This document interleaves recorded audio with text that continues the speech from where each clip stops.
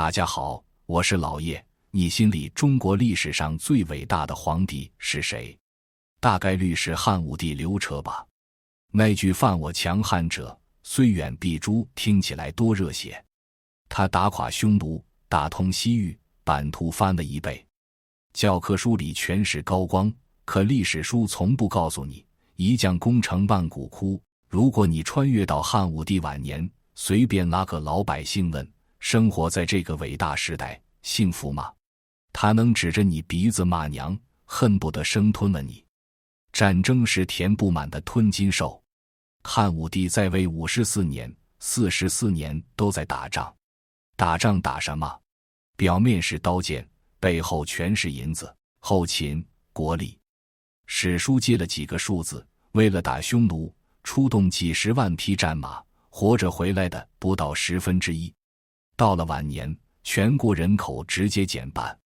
不是都战死了，是沉重的赋税和劳役逼得老百姓要么自杀，要么抛弃土地钻进深山当流民，甚至上演了易子而食的人间惨剧。伟大的大汉帝国在汉武帝的疯狂透支下，已经站在了国家破产和农民起义的悬崖边上。国库连1文钱都掏不出来了，连皇帝的私房钱都搭进去了。没钱了怎么办？下税。老百姓已经骨瘦如柴，再拔毛就要造反了。就在帝国即将崩塌的生死关头，一个中国历史上最顶级的理财天才，被后世称为帝国 CFO 的男人闪亮登场了。他叫桑弘羊。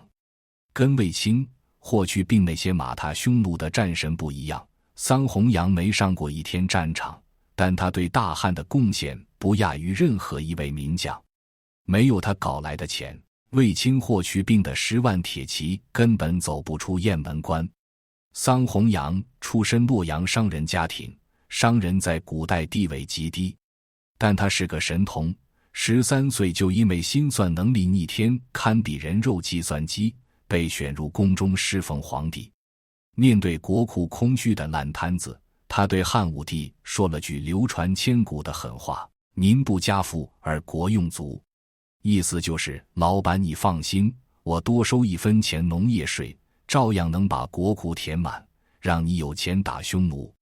汉武帝一听，这简直是魔法。你怎么做？桑弘羊微微一笑，掏出了2套惊世骇俗的国家级经济学大招。第一招叫盐铁官营，简单说就是国家垄断核心资产。汉代什么刚需？盐和铁。人不吃盐没力气，农民种地必须用铁农具，打仗必须用铁兵器，这2样东西需求巨大，而且价格弹性极低，再贵你也得买。以前这些暴利行业掌握在地方豪强和富商大家手里，他们赚得盆满钵满。桑弘羊一刀切，全天下盐和铁只有国家能生产，只有国家能卖。谁敢私自煮盐炼铁，直接砍掉左脚脚趾头。这相当于把今天的2桶油、国家电网、烟草公司全部整合成超级国企，利润极其恐怖，瞬间成了大汉帝国最核心的印钞机。第二招叫军书平准，这招更绝，相当于国家出面做生意，搞了一个国家级发改委兼超级供销社。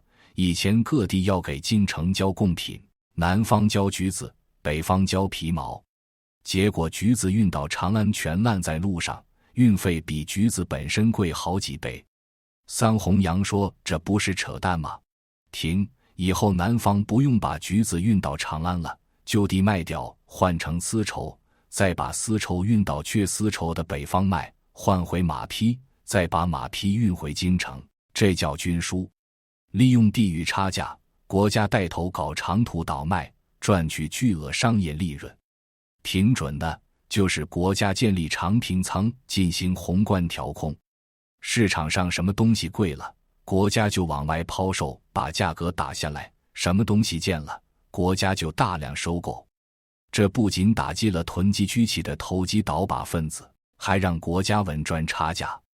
这2套组合拳打下来，汉朝的国库瞬间就爆炸了。史书上说，民不义富而天下用饶。老百姓的农业税没增加，但大汉又有钱去暴打匈奴了。桑弘羊真乃神人也。但是世界上真的有完美的经济政策吗？不家富而国用足，听起来很美。可羊毛出在猪身上吗？国家赚的那些海量利润究竟从哪来？答案很残酷，是从全天下每一个购买高价盐、高价铁的普通老百姓口袋里掏出来的。这本质上是一种极其隐蔽的间接税。到了汉武帝驾崩时，这套原本用来救急的战时经济体制已经运行了几十年，积弊极深。因为垄断，盐铁质量越来越差，老百姓买到的铁农具又钝又脆，根本翻不动土，价格还贵得离谱。买到的盐不仅苦涩，还掺满了泥沙。国家机器变成了与民争利的怪物，各级官吏趁机贪污腐败，老百姓苦不堪言。公元前87年，汉武帝带着无尽遗憾闭上了眼睛，把皇位传给8岁的汉昭帝，任命大司马大将军霍光辅政。霍光接手的是一个被战争和严苛经济政策抽干了鲜血的虚弱帝国。为了平息民怨，稳固自己的政治地位，霍光决定做一件大事。公元前81年，汉昭帝始元6年，长安迎来了一批特殊客人。霍光下令从全国各地召集了60多位基层代表，史称贤良文学。这些人大多是饱读诗书的儒家学者，也是真正了解民间疾苦的地方精英。霍光把他们叫到长安，只问了一个问题：你们觉得现在老百姓为什么这么苦？大汉朝的病根到底在哪？60多位儒生异口同声，把愤怒的矛头指向了同一个人和他的核心政策：废除盐铁官营，打倒桑弘羊。此时的桑弘羊已经70多岁，是历经2朝的托孤重臣，执掌大汉财政大权的最高长官。面对这群从地方上跑来的满口仁义道德的书呆子，桑弘羊眼中充满不屑。他知道这绝对不是一场简单的学术讨论，是一场你死我活的政治审判。如果盐铁官营被废除，大汉财政瞬间崩溃，北方边防明天就会被匈奴铁骑踏平。于是公元前81年的长安，中国历史上最著名、最硬核、影响最为深远的一场经济政策大辩论盐铁会议正式打响。一边是高举道德大旗，代表民间疾苦的60多位儒生，另一边是只讲国家利益、信奉丛林法则的帝国 CFO 桑弘羊。60对1，一边要藏富于民，一边要富国强兵，一边主张自由市场，一边死守国家干预。这是2000年前的凯恩斯与哈耶克之争，也是直到今天依然争论不休的世纪难题：国家到底该不该做生意？与民争利的底线到底在哪？儒生们指着桑弘羊的鼻子骂：你搞的这套东西，名义上是国家垄断，实际上就是朝廷亲自下场做买卖。国家本来是市场规则的制定者，是裁判员，现在裁判员亲自下场踢球，还要把利润全赚走，让老百姓怎么活？更要命的是，一旦失去竞争，国企垄断的通病质子价高彻底爆发了。儒生们拿出了血淋淋的民间调研数据，自从国家垄断了铁器，老百姓买到的铁犁锄头全是粗制滥造的残次品。为什么？因为官府造铁器根本不顾农民实际需求，只图完成指标。打出来的铁器又钝又脆，一碰石头就断。更离谱的是，这些破铜烂铁价格还极其昂贵，普通老百姓根本买不起。买不起怎么办？农民只能用最原始的木头刨地，甚至用手拔草。农业生产力直接倒退了几百年。再说盐，官府垄断的盐价格奇高，里面还掺满了泥沙，又苦又涩。穷苦人家买不起盐，只能担石干活，一点力气都没有。而那些管理盐铁的官员高高在上，利用垄断特权贪污受贿，开豪车穿丝绸，脑满肠肥。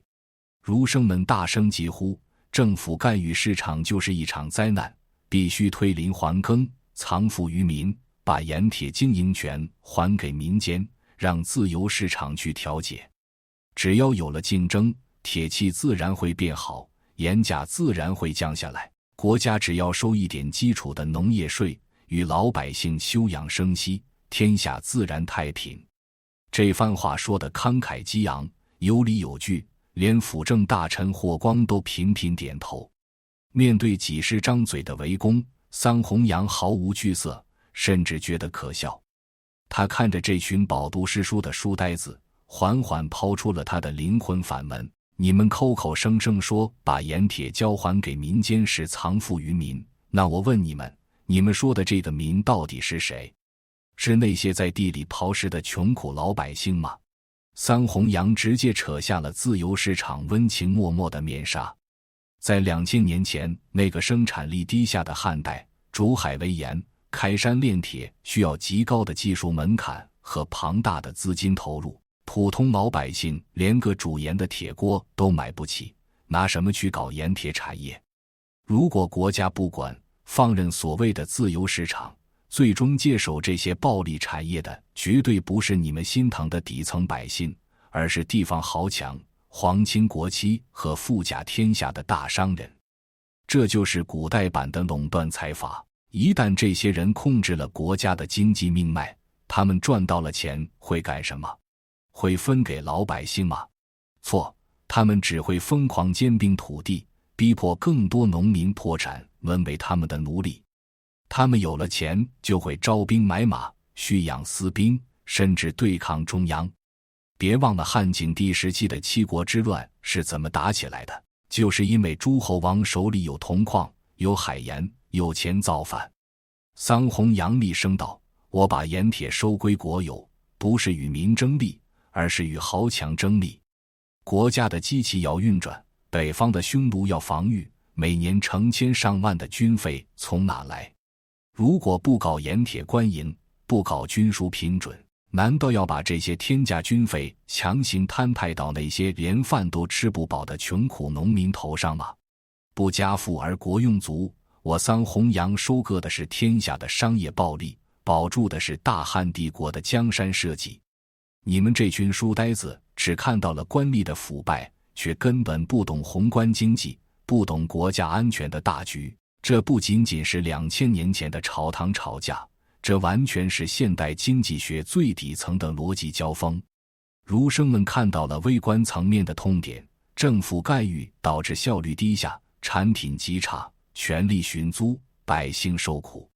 这不正是哈耶克自由市场理论的核心吗？而桑弘羊站在了宏观层面的制高点，放任市场会导致资本垄断、阶层固化，甚至威胁国家政权安全。国家必须掌握核心资源，进行财富的二次分配。这简直是超前了2000年的国家资本主义和凯恩斯主义。辩论到这里，其实陷入了一个死循环。桑弘羊的逻辑无懈可击，因为要打仗，所以必须搞钱；因为不能向农民加税，所以必须搞国家垄断。这笔账儒生们怎么算都算不赢这个千古第一四白富欧。但千万别小看这群满口仁义道德的儒生，当他们在经济数据上无法打败桑弘羊时，他们做出了一个极其大胆，甚至要掀翻整个大汉朝基本国策的惊人举动。既然你桑弘羊所有经济政策都建立在为了凑军费打匈奴这个大前提上，那么如果我们把这个前提连根拔起呢？他们指着桑弘羊的鼻子质问：你搞盐铁专卖，与民争利，把老百姓压榨得骨瘦如柴，借口只有一个国家需要钱去打匈奴，但这仗大汉朝非打不可吗？儒生们抛出了一个在任何时代都极其沉重的命题：大炮还是黄油？为了维持庞大的军费开支，大汉朝付出了什么代价？千里无鸡鸣，白骨露于野。中原的财富像倒进了一个无底洞，无数青壮年死在异乡的沙漠里，留下的全是孤儿寡母。为了供养前线，后方的百姓连饭都吃不饱，连铁农具都买不起。儒生们大声疾呼：停战吧，撤销边疆的堡垒，解散庞大的常备军，把军费省下来还给老百姓，让大汉朝重新回到没有战争、安居乐业的盛世。这番话听起来是不是极其感人，充满了悲天悯人的大爱？可紧接着他们提出了解决边疆危机的方案，而这个方案直接让对面的桑弘羊气急反笑。儒生们说：不打仗，那匈奴来抢劫怎么办？很简单，6个字：修文德以来之。这大概是中国历史上最早最极致的软实力与和平主义外交路线。儒生们的逻辑是这样的：匈奴人为什么来打我们？因为他们不够文明，不懂礼义廉耻。只要我们大汉帝国自己道德高尚，君主仁慈，主动对匈奴好一点，给他们赏赐，用仁义去感化他们，他们看到我们这么文明善良，自然就会感动地放下屠刀和我们做朋友。这就叫以德服人。他们主张恢复汉武帝之前的和亲政策，送公主，送丝绸，送粮食，用破财免灾的方式换取和平。在儒生看来，花点小钱买和平，总比倾全国之力去打仗，逼得老百姓破产要划算得多。桑弘羊冷笑着站了起来。作为历经汉武帝时代的大臣，他见过太多血流成河。他看着这群在温室里读圣贤书的儒生，毫不留情地撕碎了他们的幻想。感化，仁义。桑弘羊的声音在大殿里回荡：你们竟然妄想用草去喂狼，还指望狼能变成羊。他抛出了一个极其残酷的地缘政治真相：你们以为推让就能换来和平吗？你们忘了汉高祖刘邦被围困白登的屈辱了吗？你们忘了汉文帝汉景帝时期，我们年年送公主送财物，结果匈奴的铁骑依然长驱直入，离长安城不到200里，把大汉百姓当成牲口一样掠夺和屠杀了吗？桑弘羊厉声道：匈奴是贪得无厌的虎狼之国，你给他再多的财物，他只会觉得你软弱可欺。有备则治人，无备则治于人。没有强大的国防，哪来的国内和平？没有边疆将士的浴血奋战，你们这群书呆子能安安稳稳坐在长安城里大谈仁义道德？桑弘羊的逻辑冷酷却无可辩驳：防守边疆的堡垒绝不能拆，常备军绝不能撤，军费1文钱都不能少。因为在这个弱肉强食的世界里，尊严只在剑锋之上，真理只在大炮射程之内。如果我不搞盐铁官营，不把天下财富集中到国家手里去打造坚船利炮，明天大汉帝国就会亡国灭种。到那时候，你们再去跟匈奴的弯刀讲仁义吧。在这场大炮与黄油的辩论中，桑弘羊的现实主义无情碾压了儒生们的理想主义。国家安全永远是第一位的，在国防问题上，儒生们确实显得有些迂腐天真，但辩论如果就此结束，那盐铁论就不配被称为千古奇书了。就在桑弘羊以为自己彻底赢下了这场辩论，彻底稳住了盐铁官营的基本盘时，儒生们并没有退缩。他们知道在国家安全的大义面前赢不了，于是把目光从遥远的边疆重新拉回了大汉帝国内部。这一次，儒生们抛开了经济学，抛开了国防，直接把刀尖对准了桑弘羊政策引发的一个极其致命，甚至在今天依然无解的社会毒瘤。儒生们冷冷地问桑弘羊：御史大夫，你说搞盐铁专卖是为了国家大义，好，那请你睁开眼睛看看现在的长安城吧。自从你推行这些政策以来，老百姓是没加税，但天下为什么出现了那么多富可敌国却为富不仁的特权阶层？现在的社会风气变成了什么样？笑贫不笑娼，只要能赚钱，什么道德底线都可以突破。穷人被逼得走投无路，而那些有钱人甚至可以用钱买命，用钱去践踏大汉的法律。桑弘羊，你的政策保住了帝国边疆，却正在从内部撕裂整个社会的道德和阶层。这个代价大汉承受得起吗？儒生们火力全开，向桑弘羊展示了一幅触目惊心的大汉折叠图卷。第一刀砍向了极度的贫富分化和阶层固化。自从国家垄断了盐铁等核心资源，那些依附于权力的官吏，被国家特许经营的红顶商人瞬间暴富。他们垄断了流通渠道，控制了物价。长安城里这些人穿着名贵的丝绸，坐着豪华的马车，连家里的狗吃的都比普通老百姓好。而底层老百姓因为沉重的隐形剥削，辛辛苦苦种一年地，连肚子都填不饱。财富正在以一种极其恐怖的速度向权力顶端集中。第二刀砍向了彻底崩坏的社会风气。儒生们痛心疾首地指出，桑弘羊，你天天用物质利益去刺激天下，结果导致整个社会本末倒置。当老百姓发现老老实实种地只能饿死，而跟着官府搞投机倒把、经商倒卖就能一夜暴富时，谁还愿意去种地？整个社会的价值观彻底扭曲了，大家都去追逐商业暴利，为了钱什么礼义廉耻都可以抛弃。街头巷尾充斥着坑蒙拐骗，这就叫笑贫不笑娼。当一个国家所有人眼里只剩下钱的时候，这个国家还有救吗？第三刀也是最致命的一刀，砍向了法律的不公。儒生们愤怒地咆哮，现在的法律简直就像一张蜘蛛网，只能网住那些没钱没势的小虫子，而那些巨大的马蜂轻而易举就能把网撞破。在汉代是有赎罪制度的，那些通过垄断发了横财的特权阶层犯了法，甚至杀了人，只要交足够的钱就能免除死刑。而穷人连饭都吃不饱，偷了一只鸡就要被砍掉手脚，甚至家破人亡。富人可以用钱买命，穷人只能用命去填法律的窟窿。桑弘羊，这就是你引以为傲的盛世吗？面对儒生们排山倒海般的道德控诉，整个朝堂死一般寂静。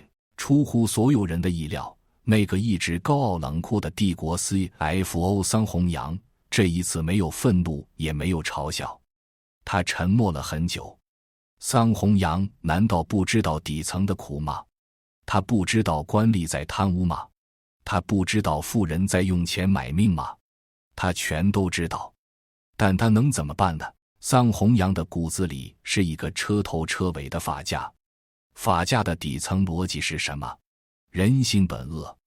桑弘羊看着这群大谈仁义道德的儒生，心中只有悲哀。你们以为靠给老百姓讲道德，靠几本四书五经，就能让他们去前线跟匈奴拼命，就能让他们乖乖把粮食交出来养活军队？不可能的。只有用严刑峻法去逼迫他们，用实实在在的利益去诱惑他们，国家机器才能运转起来。在那个生产力极其低下的农耕时代，汉武帝要打一场空前绝后的举国之战，就必须把全国的资源压榨到极限。在这个过程中，必定会产生特权，滋生腐败，必定会有一大批底层百姓沦为代价。桑弘羊没有选择，为了保住大汉朝的江山，他只能饮鸩止渴。他是在用社会的溃烂去换取帝国的生存。桑弘羊的悲剧在于，儒生们赢在了道德的制高点上，而他却只能背负着千古骂名，替那个伟大的汉武大帝去扛起血淋淋的现实。长达数月的盐铁论大辩论终于走到了尽头。一边是心系苍生，站在道德顶峰的儒生，另一边是冷酷务实，手握帝国财政大权的桑弘羊。他们谁也没有说服谁，因为他们本就站在了两个平行的宇宙里，一个关注的是人怎么活，另一个关注的是国怎么存。最终这场辩论以一种妥协的方式收场了。辅政大臣霍光废除了一部分酒类和铁器的国家专卖，但最核心的盐铁官银和军书平准依然被保留了下来。看起来桑弘羊似乎保住了他的政治遗产，他赢了。但是历史的剧本往往比小说更加残酷。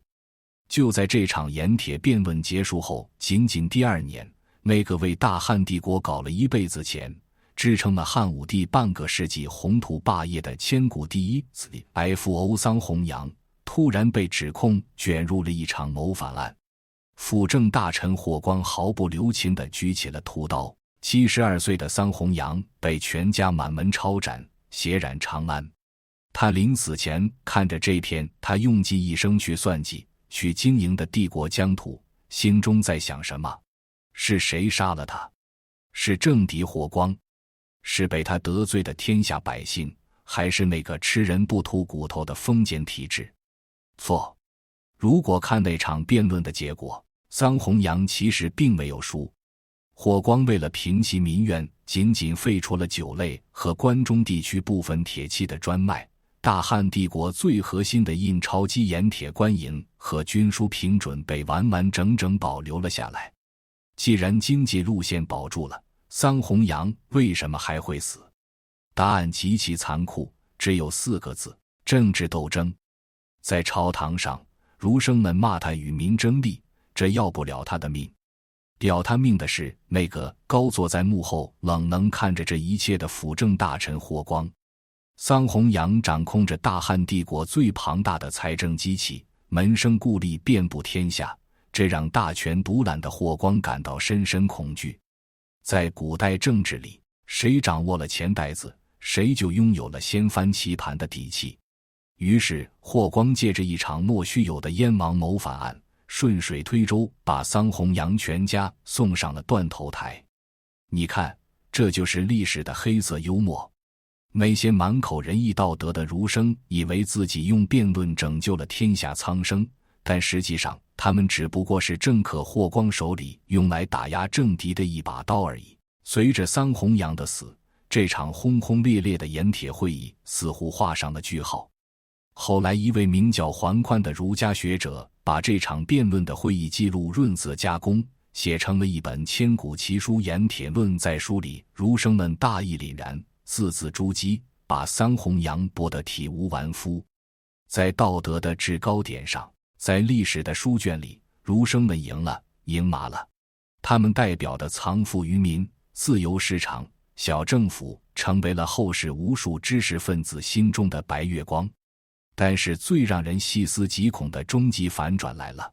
当我们翻开汉代之后2000年的中国历史，你会发现一个极其诡异的现象：历朝历代的读书人天天在书里痛骂桑弘羊是聚敛之臣，是与民争利的国贼。可是一旦遇到外敌入侵、天灾人祸、国库空虚，那些高高在上的皇帝第一反应永远是快把桑弘羊的那套作业给我拿出来抄。